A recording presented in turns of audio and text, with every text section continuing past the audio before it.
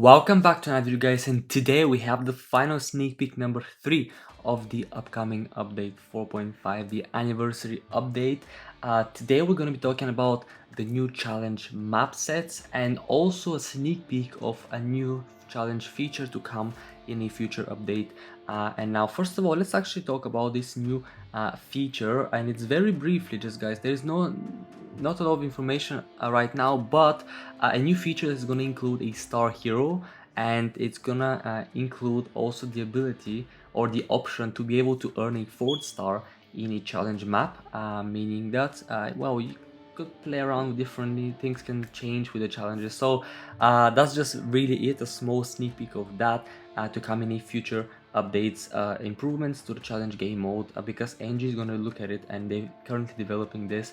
So not a lot of details I can give you right now, guys, but you're gonna just have to wait and see what this feature is gonna be.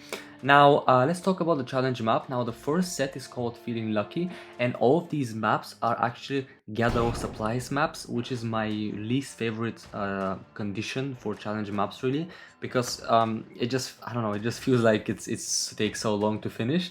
So the first one is the abandoned base, then we have the bloody concrete, we have the dungeon, the car boot sale, we have the scattered, and choho.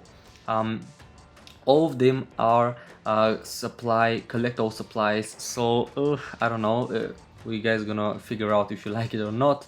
And the second set is the new seasonal 11 missions challenge map set. As you know, after the seasonal missions, they always do these map sets with the seasonal missions. We have Supply Run, which was the episode 1 map, and this was the hardest one actually for the whole season. We have the Tunnel, which I believe was the second one. Alright, then we have community service. Now this is the 7th map. If you watch this video today on Sunday, this one is gonna come out tomorrow from the episode 7. Alright, you might be playing with Mercer and Ezekiel here, but we'll have to see on that. Then we have Fix the Breach, which was episode 5. I believe. We have Search the Area, which was episode 6, searching for Connie for the clues. And finally we have the Minefield. Now Minefield is also a one we have not seen yet, because this is the last one. This is episode 8, the Minefield map. So this one is coming up in the game, and also as a challenge, so definitely looking forward to that. Now obviously they usually have to do 6 challenge maps, although we have 8 episodes, so they just picked one, the more interesting ones, I guess. Right, now with the challenge map sets, we also have a bunch of other improvements, not to do with the challenges, but with the other parts of the game. For instance, the last stand, now they are changing the leaderboard position is going to be determined by the top 3 scores instead of top 4 scores. And I love it. Every time they, ever since they introduced this feature, they've just been reducing it. They started with 5, then down to 4 on the last update, and this update go down to 3, which is nice because this means that you only need to play it now 3 times a week instead of 4 times to determine your top score. We're also going to get free tickets every Monday, Wednesday and Friday of the week, and also the wave rewards are going to be increased to match the other changes to this game mode. Now there's another money making opportunity for NG, and that is that you can now watch ads to reset black market offers and to cut down on building upgrade times. I wonder how this building upgrade time is gonna work, and by how long you're going to be able to cut it down.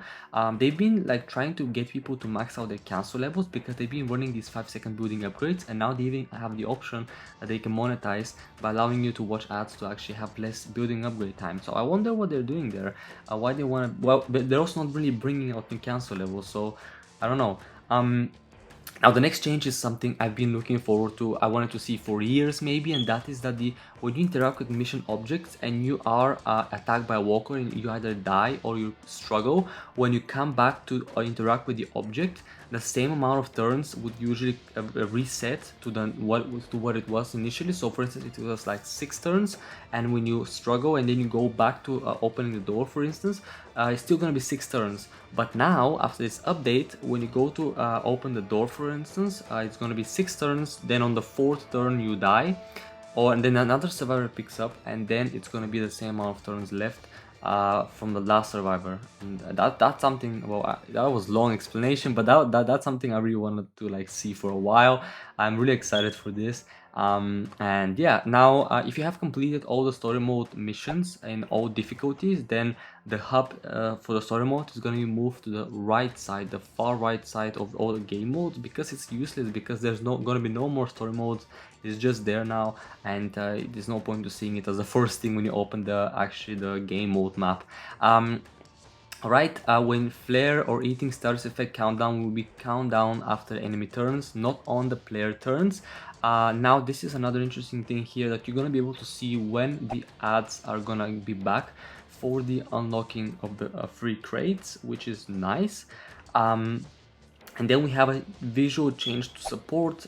During combat, it's going to be less cluster on screen, so only the ones you have selected are going to be visible, while the others are going to be sort of like blurred out, like a transparent like blur or something, something like that. But yeah, those are pretty much the improvements they're doing with this update, and that's pretty much the whole update, guys. We had quite a bit of this update with new supports, new trade, new weapons, the birthday campaign. We have challenge map sets, other improvements, changes to the hero traits for Beth and Rosita. Yeah, really excited for this update. Hope you guys enjoyed this video, and as always, see you guys all in my next video.